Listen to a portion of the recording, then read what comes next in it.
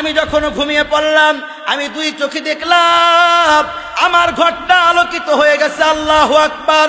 আমি দেখলাম এই ঘরের তিন কোণে তিনজন আগের রমণীরা বসে আছে। আমি প্রথম জনকে জিজ্ঞাসা করলাম, মা, সাদা দবদবে শাড়ি পরে বসে আছেন, আমি তো আপনাকে চিনি না গো মা, আপনার পরিচয়টা কি? এইবার ওই মহিলা আমিনার পরিচয় দেয়। আমিনাকে ডাক দেয়া বলে, আমি আর কেউ না, এই পৃথিবীর প্রথম মানুষ আদম আলাইহিস সালাতু ওয়াস সালামের পত্নী, আমি হলো হাওয়া আলাইহিস সালাতু ওয়াস সালাম, তোমার সঙ্গে দেখা করবার জন্য আসছি। আরেকজন মহিলাকে আরেক কোনায় দেখলেন, সাদা ধবধবে পোশাক পরিহিত। জিজ্ঞেস করলেন, মা, আপনার পরিচয় তো জানি না, আপনার পরিচয়টা জানতে চাই। এই মহিলা এবার ডাক দেয়া বলে, আমি আর কেউ না, এই পৃথিবীর ভিতরে একজন পয়গাম্বর ছিল, নাম তার মুসা আলাইহিস সালাতু ওয়াস সালাম। তার বিরুদ্ধে আল্লাহ তাআলার সাথে ইব্রাহিম আলাইহিস সালাতু ওয়াস সালাম, তার বিরুদ্ধে ফেরাউন লেগে গিয়েছিল।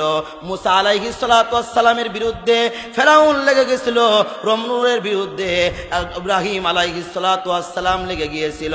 আমি আর কেউ না, আমি হলো সেই ফেরাউনের স্ত্রী আসিয়া। আরেকজন মহিলাকে দেখল। এইবার আমিনা জিজ্ঞেস করল, মা, আমি তোমাকে তো চিনি না, তোমার পরিচয়টা জানতে চাই। এইবার ওই মহিলা বলল, আমি আর কেউ না, এই পৃথিবীর ভিতরে একজন মানুষকেই আল্লাহ তাআলা বাপ সারা সন্তানকে রব্বুল আলামিন পৃথিবীতে পাঠিয়েছিল, আমি হলো সেই ঈসা আলাইহিস সালাতু ওয়াস সালামের মা মরিয়ম। আল্লাহু আকবার বলেন। এইবার আমিনা বলতেছে, আপনারা কেন আসছেন, আপনারা কি জন্য আসছেন? এইবার আমিনাকে ডাক দিয়া ওই মহিলারা রমণীরা বলে, আমরা আর কোনো কারণে আসি নাই, আল্লাহ তাআলা আপনাকে হেল্প করার জন্য। আজকে আপনারা ডেলিভারি হবে, 10 মিনিটের ভিতরেই আপনার সন্তান পৃথিবীতে আসবে। আর আল্লাহ তাআলা মেডিকেল টিম বানায়া এই 4 রমণীকে আল্লাহ তাআলা আপনার মেডিকেল সাপোর্টের জন্য আল্লাহ পাঠিয়ে দিছেন।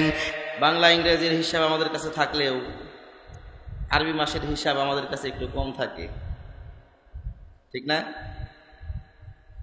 আরবি মাসের হিসাব করলে আমল করতে সহজ হয়, নেক আমল করতে সহজ হয় যদি আরবি মাসের গণনা সম্পর্কে জানা থাকে। কারণ রমজান আসার আগে রমজানের প্রস্তুতি আছে না নাই, কথা বলেন? হ্যাঁ, আছে। এই কারণে আরবি মাস জানা থাকলে প্রস্তুতি নেওয়া সহজ হয়ে যায়। আল্লাহু আকবার। 12 রবিউল আউয়াল আসলে, রবিউল আউয়াল মাস আসলে, বিশেষ করে ভারত, পাকিস্তান, বাংলাদেশে নানাবিধ আচার অনুষ্ঠান এই 12 রবিউল আউয়ালকে কেন্দ্র করে থাকে, ঠিক না? কিনা বলেন? করে, এবং বারক্ষণ ঠিক করেও করে। কিন্তু আল্লাহ তাআলা বলেন, আমি যা নবীর মাধ্যমে তোমাদেরকে দিয়েছি তা আঁকড়ে ধরো। নবীজি সাল্লাল্লাহু আলাইহি সাল্লাম বলতেছেন, আল্লাহ তাআলা বলতেছে যে নবীজি যা দিয়েছে তা আঁকড়ে ধরো, আর যা নিষেধ করেছে তা ছেড়ে দাও। মা আতাকুমুর রাসূলু ফাখুযু ওয়া মা নাহাকুম আনহু ফান্তাহু। সুতরাং নবী যা বলেছেন সেগুলো করতে হবে, আর যেগুলো নিষেধ করেছেন ছেড়ে দিতে হবে। পারবো তো ইনশাআল্লাহ? লাকাদ কানা লাকুম ফি রাসূলিল্লাহি উসওয়াতুন হাসানাহ। নবীজির জীবন চরিত্র, জীবন আদর্শ আমার আপনার জন্য মডেল। সুবহানাল্লাহ বলেন। এই জন্য 2টা ভাগ, একটা হলো মিলাদ আর একটা হলো সিরাত। 12 রবিউল আউয়াল আসলেই এই মিলাদ আর সিরাত আমরা বেশি বেশি শুনে থাকি, ঠিক না বলেন? বাড়িতে বাড়িতে মোরগ জবাই করে মিলাদ দেয় কি দেয় না বলেন? দেয়। এই জন্য আমাকে আপনাকে বুঝতে হবে মিলাদ কি আর সিরাত কি। সিরাত হলো নবীজির জীবন চরিত্র, এটা হলো সিরাত। নবীজির জীবন চরিত্র, এটা হলো সিরাত। আর মিলাদ অর্থ হলো জন্ম। মিলাদ অর্থ কি বাবা? মুখস্থ করেন। সিরাত অর্থ নবীজির জীবন চরিত্র, আর মিলাদ অর্থ জন্ম। আমরা হুজুর দাওয়াত দেয় বলি হুজুর এটা মিলাদ পড়াই দেন, ঠিক না? আল্লাহ, মিলাদ যেহেতু বেশি বহুল পরিচিত, তাহলে একটু মিলাদ বলি। মিলাদ কি, মিলাদ সম্পর্কে একটু বলি। নবীজি সাল্লাল্লাহু আলাইহি ওয়াসাল্লামের জন্ম এবং জন্মের আগের কিছু অলৌকিক ঘটনা, জন্মের কিছু বিষয় আজ আলোচনা, এটা হলো মিলাদ, নবীজির জন্ম আর কি। এটা আমরা মিলাদ হিসাবে বুঝি, আর আমরা আম পাবলিক বুঝি হলো মিলাদ আল্লাহুম্মা সাল্লি আলা, আমরা মনে করি এইটা হলো মিলাদ, ঠিক না? আমরা মনে করি এইটাই মিলাদ, আল্লাহুম্মা সাল্লি শুরু করে দরুদ পড়ে, এই দরুদকে আমরা বলি মিলাদ। আসলে মিলাদ অর্থ হলো জন্ম। মিলাদ অর্থ কি বাবা? সবাই বলেন। মিলাদ অর্থ জন্ম। কেমন জন্ম যে আমি মিলাদ পড়ি, আপনারা শুনেন। আমার ভাইরা বন্ধুরা,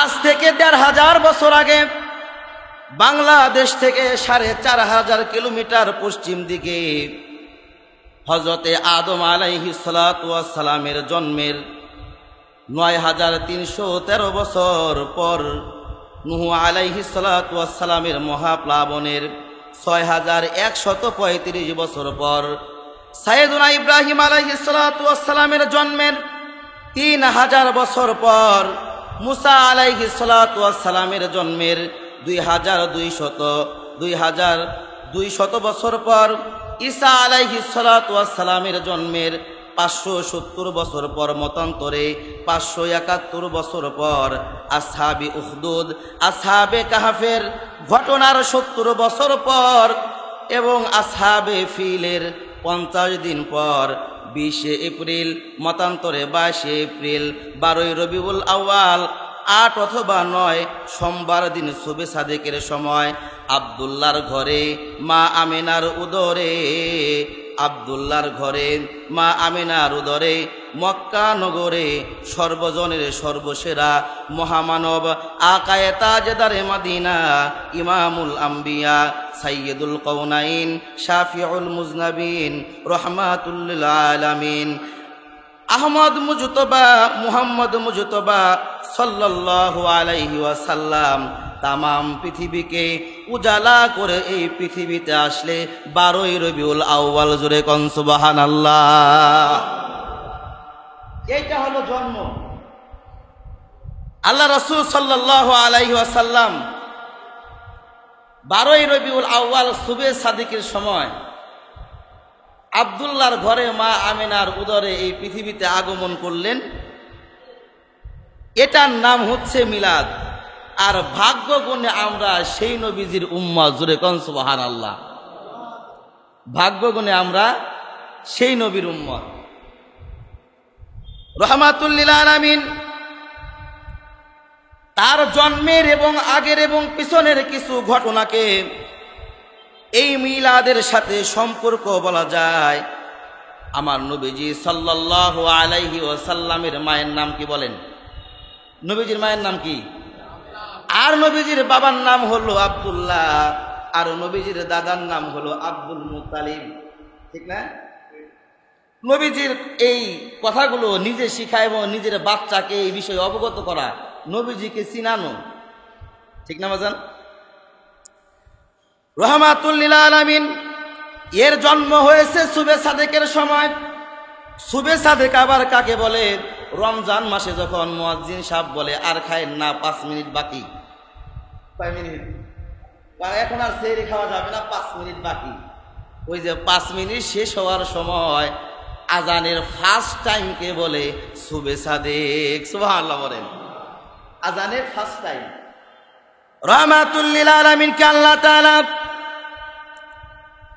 নবীজিকে শুবে সাদেকের সময়, না দিন না রাত, এমন একটা সময়ে আল্লাহ তাআলা এই পৃথিবীতে পাঠিয়ে দিলেন। কারণ রাত আল্লাহ তাআলার কাছে দরখাস্ত জানায়, ওগো আল্লাহ, আপনার পয়গাম্বরকে আমি রাত্রির ভিতরে পাঠান, কেননা আপনার পয়গাম্বর যদি রাত্রিবেলায় পৃথিবীতে আসে আমি রাত্র সম্মানিত হয়ে যাব। দিন আল্লাহর কাছে ফরিয়াদ জানায়, ওগো আল্লাহ, আপনার হাবিবকে আপনার বন্ধুকে আমি দিনের ভিতরে পাঠান, তাহলে আমি দিনের দাম বেড়ে যাবে। আল্লাহ তাআলা রাতকেও নৈরাশ করলেন না, দিনকেও ঠকালেন না।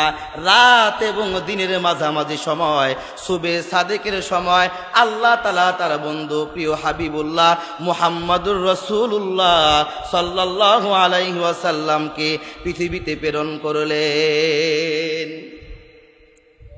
এই মিলাদ শুধু আমরা কুরআন হাদিস থেকে বলি না।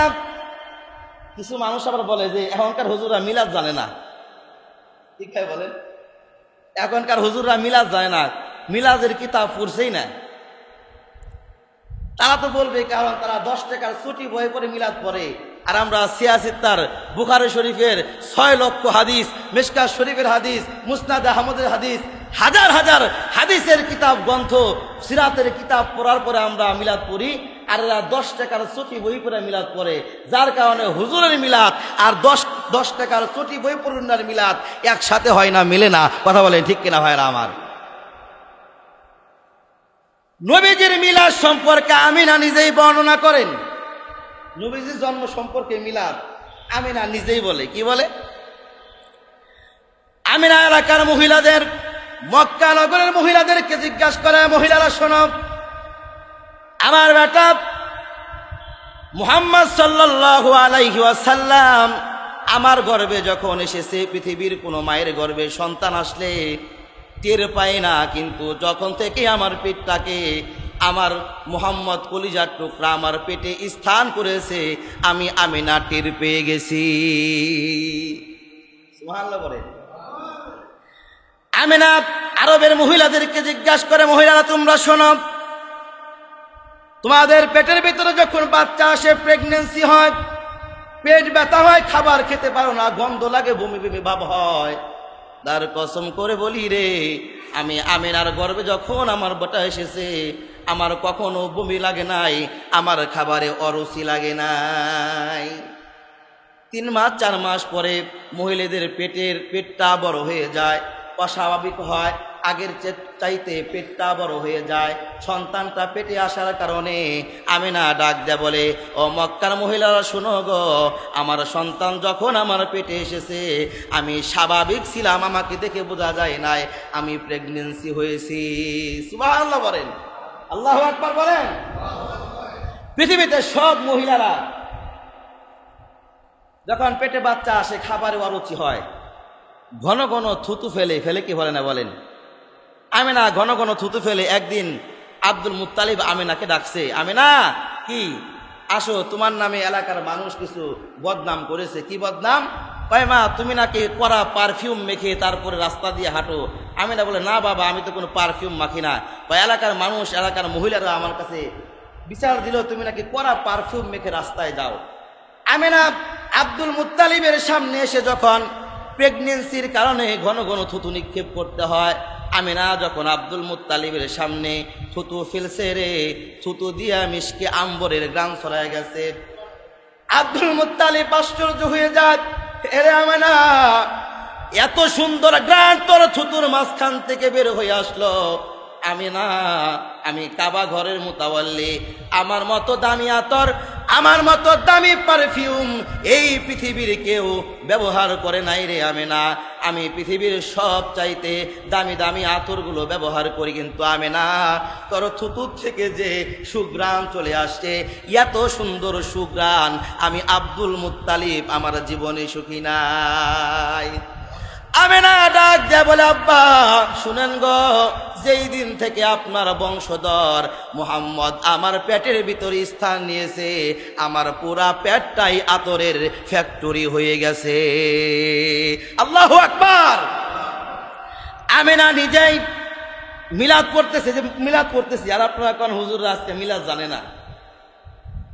আমিনা ডাক দেয়া বলে, নিজের ছেলের মিলাদের কথা, জন্মের কথা আমিনা নিজেই বলে।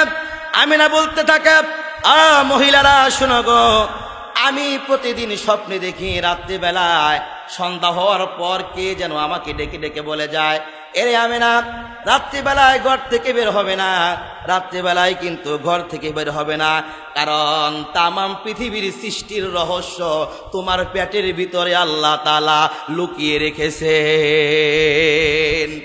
আমেনা রাত্রিবেলায় বের হবে না, তামাম পৃথিবীর সৃষ্টির রহস্য তোমার পেটে আল্লাহ তাআলা তালাবদ্ধ করে রেখেছেন। রাত্রিবেলায় বের হবে না।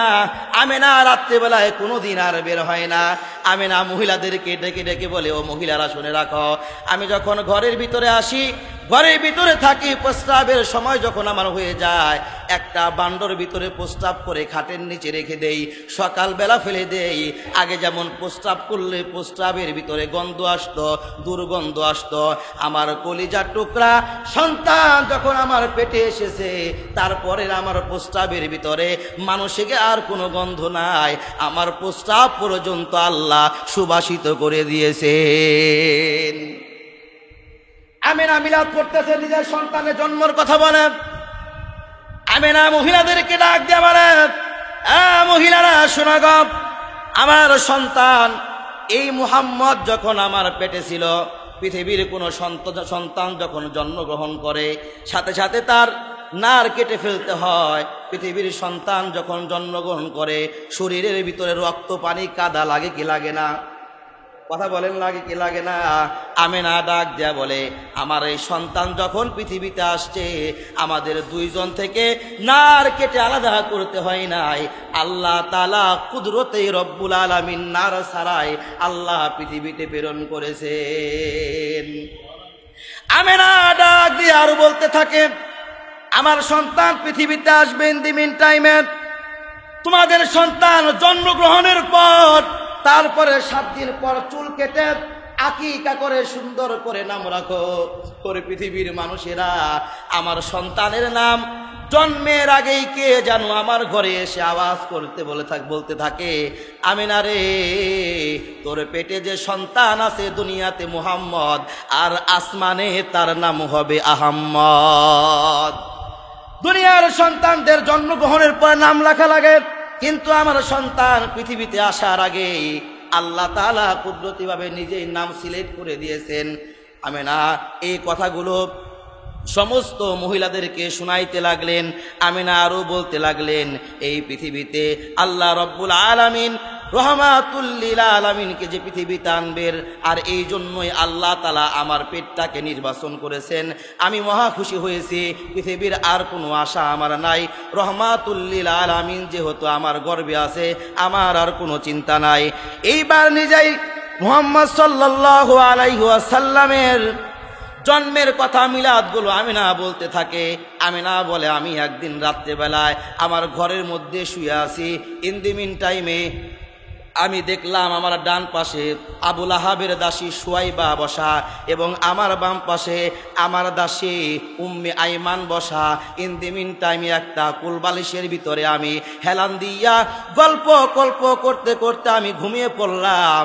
আর ঘুমের মধ্যে দেখলাম আমার এই ছোট্ট ঘরটা নূরে নূরে নূরান্বিত হয়ে গেছে। আমেনা বলে, আমি যখন ঘুমিয়ে পড়লাম, আমি 2 চোখে দেখলাম আমার ঘরটা আলোকিত হয়ে গেছে। আল্লাহু আকবার। আমি দেখলাম এই ঘরের 3 কোণে 3 জন আগের রমণীরা বসে আছে। আমি প্রথম জনকে জিজ্ঞাসা করলাম, মা, সাদা ধবধবে শাড়ি পরে বসে আছেন, আমি তো আপনাকে চিনি না গো মা, আপনার পরিচয়টা কি? এইবার ওই মহিলা আমেনার পরিচয় দেয়। আমেনাকে ডাক দেয়া বলে, আমি আর কেউ না, এই পৃথিবীর প্রথম মানুষ আদম আলাইহিস সালাতু ওয়াস সালামের পত্নী, আমি হলো হাওয়া আলাইহিস সালাতু ওয়াস সালাম, তোমার সঙ্গে দেখা করবার জন্য আসছি। আরেকজন মহিলাকে আরেক কোনায় দেখলেন, সাদা ধবধবে পোশাক পরিহিত। জিজ্ঞেস করলেন, মা, আপনার পরিচয় তো জানি না, আপনার পরিচয়টা জানতে চাই।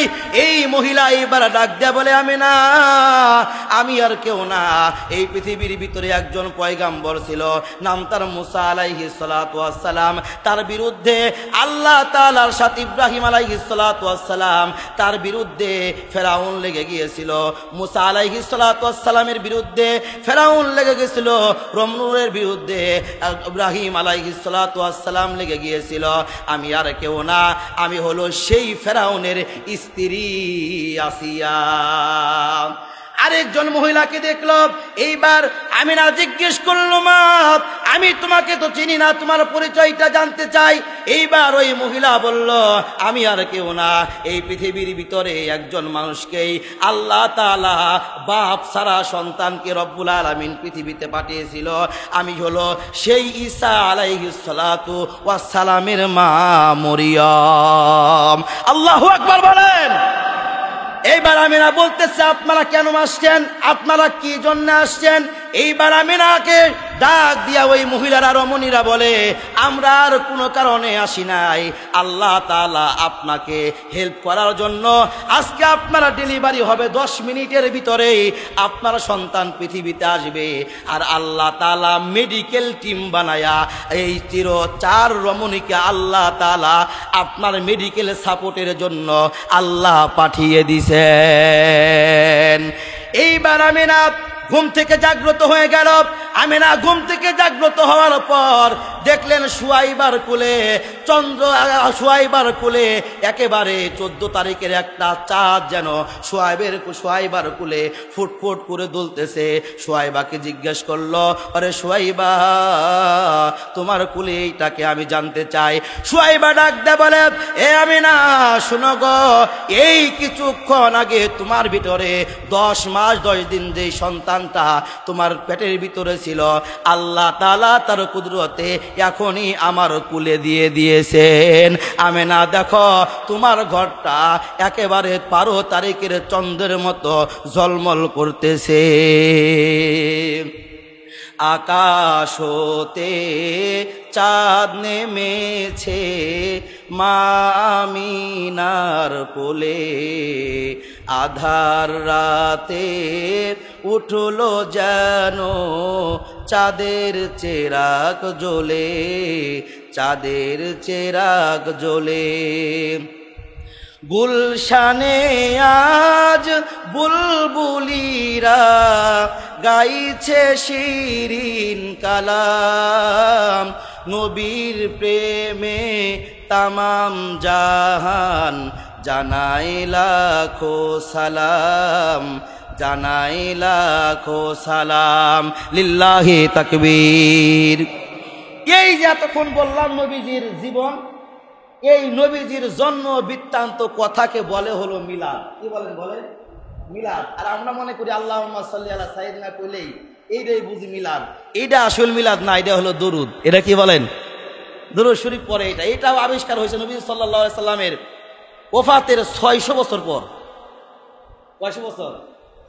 নবীজি সাল্লাল্লাহু আলাইহি ওয়াসাল্লামের ওফাতের 600 বছর পর এই মিলাদ হয়তো কোনোভাবে এই দরুদ শরীফ বানায়া মানুষের সামনে প্রচারিত হয়েছে। আমার ভাইরা, আল্লাহ তাআলা বলেন, মা আতাকুমুর রাসূলু ফাখুযু ওয়া মা নাহাকুম আনহু ফান্তাহু। নবীজি যা দিয়েছেন আপনাদেরকে তা আঁকড়ে ধরতে হবে, আর নবীজি যেটা নিষেধ করেছেন এইটাকে বাদ দিতে হবে। তাইলেই নি নবীজিরা আপনি ভালোবাসলেন, তাইলেই নি রহমাতুল আলামিনের সৌভাগ্যবান উম্মত আপনি হইলেন। দেখেন, আমাদের কথা বলি একটা, কাজ করি একটা, ইসলামের কথা শুনি একটা, কাজ করি অন্যটা।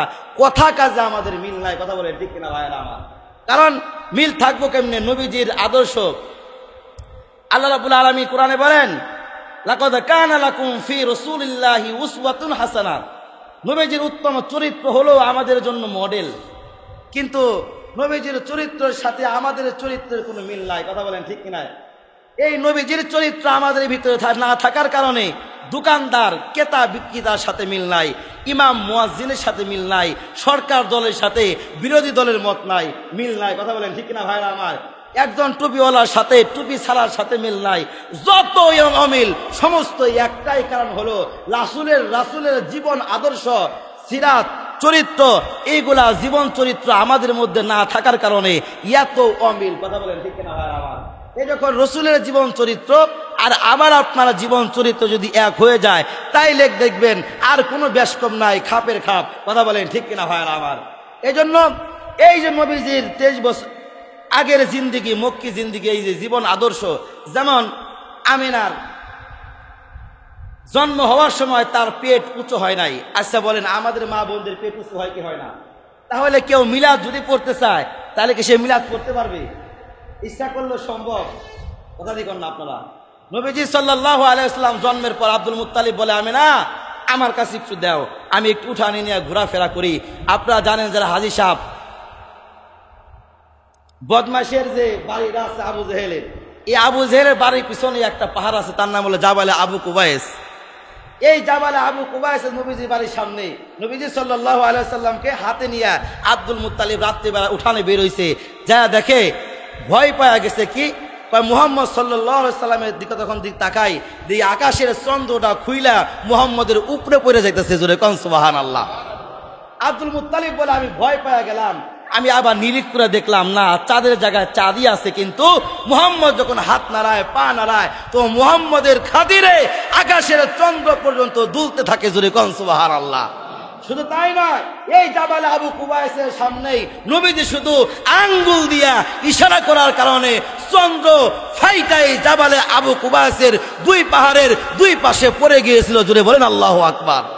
রহমাতুল আলামিনকে আল্লাহ তাআলা এত বেশি ভালোবেসেন, তার জীবন আদর্শকে, ওয়া ইন্নাকা লাআলা খুলুকিন আযীম, নবীজিকে আল্লাহ তাআলা তার চরিত্রের সার্টিফিকেট দিয়েছেন। এই জন্য আমাদের চরিত্র যদি নবীজির চরিত্রের সাথে মিলা যায়, তাহলে নবী যেমন দামি, আমরা উম্মত হইয়াও শ্রেষ্ঠ উম্মত হতে পারবো। কথা বলেন ঠিক কিনা ভাইরা আমার? এই জন্য নবীর জীবন আদর্শ আমরা মানব তো ইনশাআল্লাহ। নবীজি সাল্লাল্লাহু আলাইহি ওয়াসাল্লাম নামাজ পড়ার পরেই সাহাবীদেরকে বলতেন, দান করো। কি বলতেন? কথা কি করেন আপনারা?